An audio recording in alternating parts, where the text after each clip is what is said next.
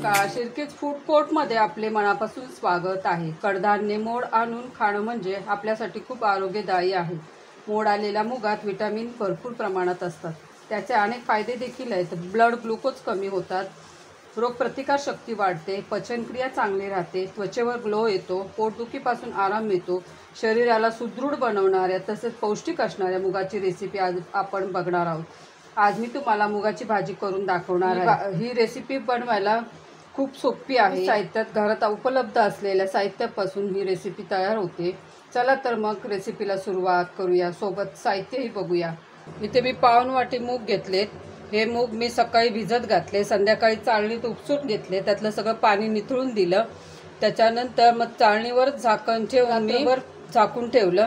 रात्रभरात एवढे असे मोड आलेत, तुम्ही बघू शकता, खूप छान मोड आले। आणि इथे मी फोडणीसाठी तेल घेतलंय, कोथिंबीर आहे थोडीशी आणि 2 हिरव्या मिरच्या आहेत, कोथिंबीर आहे आणि सुकं खोबरं आणि लसूण आहे। याच्यात 8 ते 10 लसणाच्या पाकळ्या, थोडंसं आलं आहे, हे मी वाटण्यासाठी वापरणार आहे। कोथिंबीर, सुकं खोबरं, आलं आणि अर्धा चमचा जिरे, अर्धा चमचा मोहरी, 1 चमचा काश्मीरी लाल मिरची पावडर, 1 चमचा कांदा लसूण मसाला, पाव चमचा हळद, अर्धा चमचा किचन किंग मसाला। इथं बारीक चिरलेली कोथिंबीर आहे, ती भाजीमध्ये टाकायची आहे।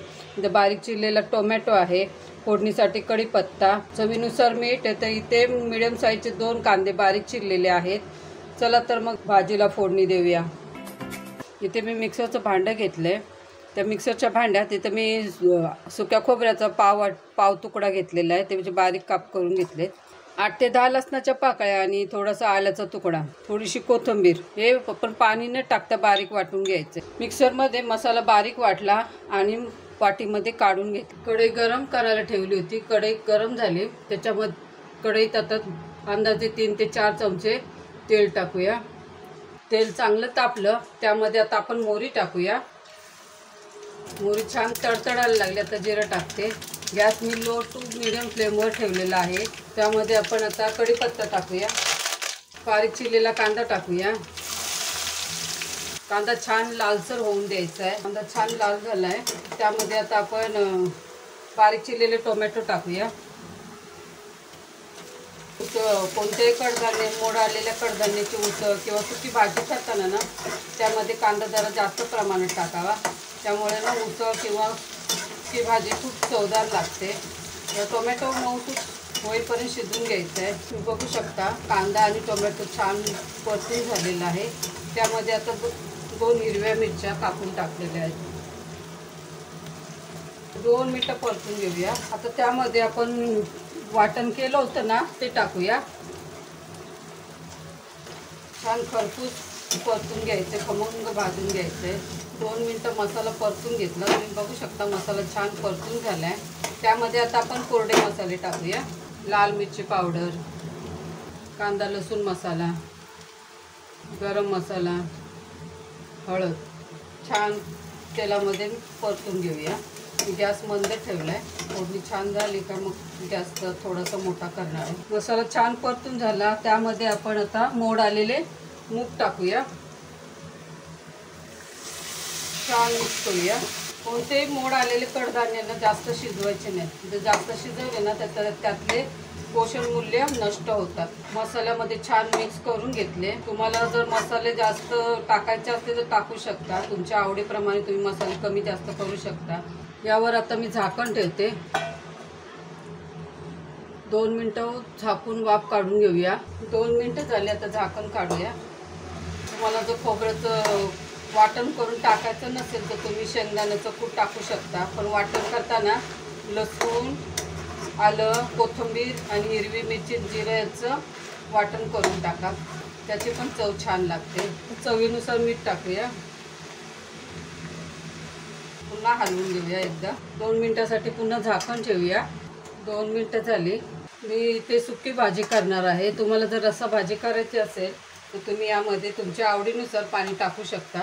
मी मिक्सर धुवून घेतलं, ते पाणी त्याच्यात टाकले। आता पुन्हा एकदा छान हलवून घेऊया, मिक्स करून घेऊया। कडधान्याची उसळ किंवा सुकी भाजी किंवा रस्सा भाजी करायची असेल ना तर मोड आलेले कडधान्यच वापरा, त्यामुळे काय होतं आपल्या शरीराला त्याचा चांगला फायदा होतो। तर त्याच्यावर झाकण ठेवते, त्यावर सुद्धा थोडं पाणी टाकणार आहे. मला सुकी भाजी करायची म्हणून पाणी जास्त नाही टाकले. 10 ते 12 मिनिटांमध्ये ही भाजी शिजून होईल. 5 मिनिटानंतर मी झाकण काढते. तुम्ही बघू शकता भाजीला किती छान कलर आलाय. तर पुन्हा एकदा हलवून घेऊया, चेक करूया भाजी कुठपर्यंत अजून शिजायला हवी. मी पुन्हा झाकण ठेवते पुन्हा 5 मिनिटासाठी. 5 मिनिटं झाली. आता आपण झाकण काढून भाजी शिजली की नाही ते चेक करूया. कडधान्याची भाजी करताना नेहमी ना कडधान्यांना मोड आणायचे, त्याची भाजी करायची, नाहीतर मग उकडून खायची. कडधान्य मोड आले त्यामुळे आपल्या शरीराला फायदा होतो. मी भाजी चेक करते, थोडीशी कच्ची आहे. पुन्हा एकदा झाकण ठेवते. मी मंद गॅसवर भाजी शिजवते. पुन्हा 5 मिनिटांनी आपण चेक करूया. 5 मिनिटं झाले, झाकण काढते. झाली तुम्ही बघू शकता. आता भाजी शिजली की नाही ते चेक करूया. भाजी शिजली पूर्णपणे, अगदी गाळ करायचं नाही. आता भाजीतलं पाणी संपेपर्यंत आपण शिजवून घेऊया. आपलं सगळं पाणी संपलंय. आता त्यामध्ये बारीक चिरलेली कोथिंबीर टाकूया, मिक्स करून घेऊया. तुम्ही या पद्धतीने नक्की भाजी करून बघा, खूप चवदार होते ही भाजी. आणि मला कळवा भाजी कशी झाली ते सांगा मला. आता मी गॅस बंद करते आणि भाजी डिशमध्ये सर्व करते.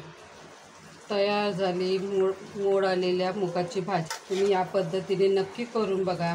तुम्हाला जर माझी रेसिपी आवडली असेल तर प्लीज माझ्या चॅनलला लाईक करा, शेअर करा, सबस्क्राईब करा आणि हो बेल आयकॉन क्लिक करायला विसरू नका. तुम्हाला जर माझ्या रेसिपी आवडत असेल तर यूट्यूबवरती शिर्केज फूड कोर्ट म्हणून सर्च करा आणि तिथे तुम्ही रेसिपी बघू शकता. तयार झाली मोड आलेल्या मुगाची भाजी. व्हिडिओ पाहिल्याबद्दल तुमचे मनापासून धन्यवाद.